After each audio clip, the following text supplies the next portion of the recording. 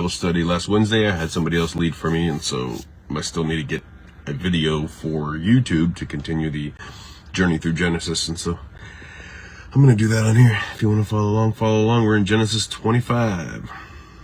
Theme: God's promise continues in what we value most. Big idea: God's purpose move forward through his chosen line, and our choices reveal what we truly value. Genesis 25 is a transition chapter. Abraham's life closes, Isaac's family begins, and we meet Jacob and Esau, whose choices shape the future of Israel. This chapter asks a big question: do we value God's promises or immediate satisfaction? Section 1, Abraham's final years and death. Genesis 25, 1 through 11. Let's read it. Abraham took another wife, which he's like 140 at this point, so that's interesting, whose name was Keturah.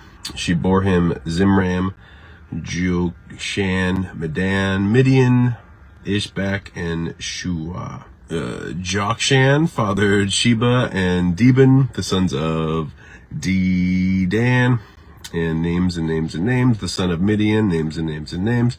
If any of you ever asked the question or are confused and why are these genealogies in here? Sure, they might not seem like a big deal, but if your name was in here, it would be a big deal, right? Also, the Bible continually fortifies itself as being a historical document, as you can follow these lines in history and see that they all match up. And the whole point of the Bible is Jesus, and so we get to see the line of Christ developing all the way until David and then to Jesus in the light of David. Verse 6, but the sons of the concubines Abraham gave gifts, and while he was still living, he sent them away from his son Isaac eastward to the east country. These are the days and the years of Abraham's life, 175 years. Well, he was older than I thought. Abraham breathed his last and died in a good old age, an old man full of years, and was gathered to his people. Isaac and Ishmael, his sons, buried him in the cave of Machpelah, in the field of Ephron, and the son of Zor, and the Hittite east Mamre. The field of Abraham purchased from the Hittites. There Abraham was buried with Sarah his wife. Chapter before, we get that whole story, when Abraham bought the first land in the promised land that God eventually gives to the Israelites. The first bit of land that we get is a burial site. Verse 11, after the death of Abraham, God blessed Isaac his son, and Isaac settled in Beer Eshem Roy. All right, what happens? Abraham has more children through Keturah, his new wife. Isaac receives the inheritance, Isaac the promised son. Other sons are sent east. Abraham dies at 175. Isaac and Ishmael bury him.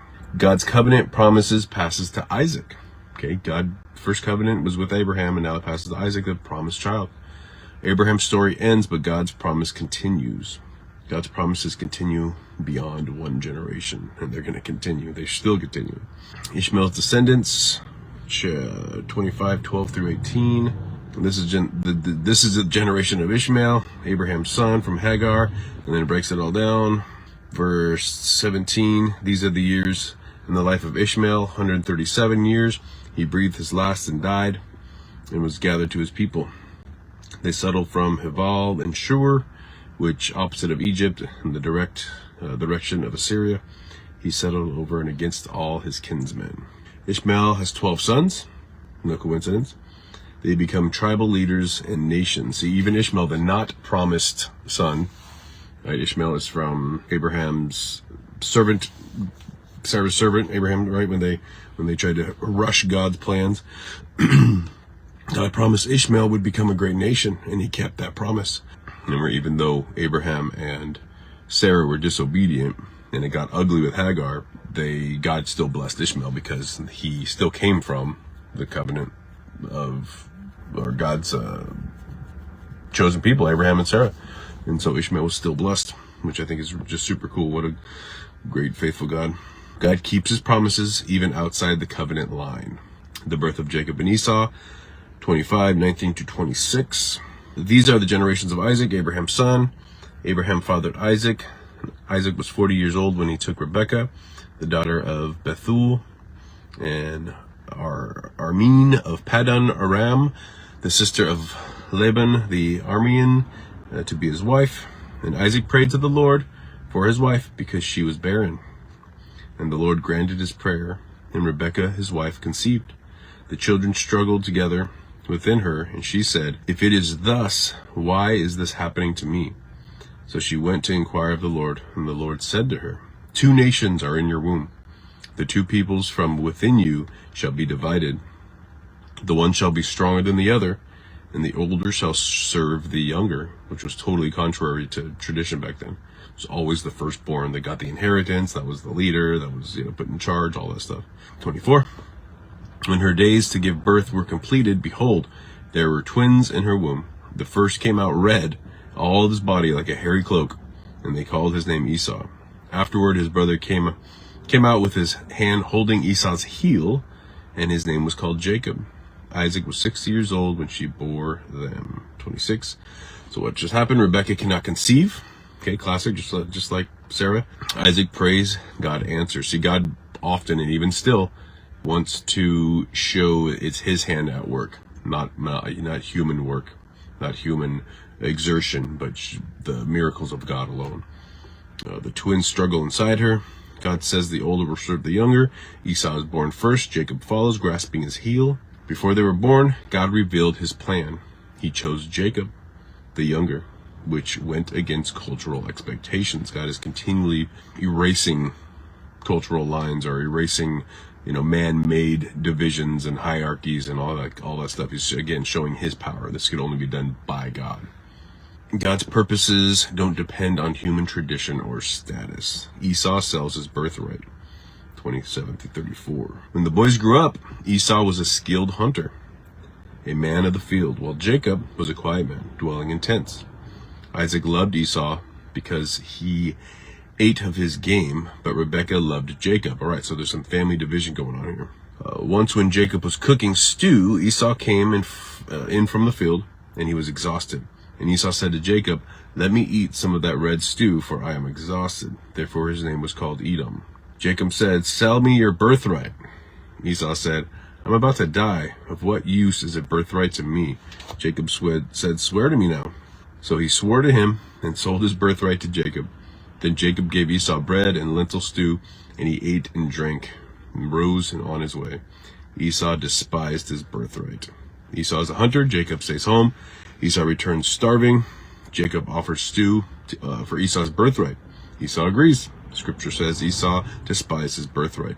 The birthright included inheritance, leadership, and covenant blessing. Esau traded something priceless for one meal. Obviously Esau, with all of his, these are the kind of little snippets we get of the heart of people.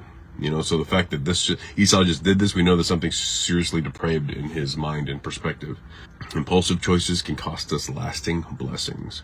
Major lesson to emphasize: God's promise continues from Abraham, Isaac, and Jacob. And we get that after the story. When God reveals himself, what does he say? "I am the God of Abraham, Isaac, and Jacob," right? These are the first three patriarchs.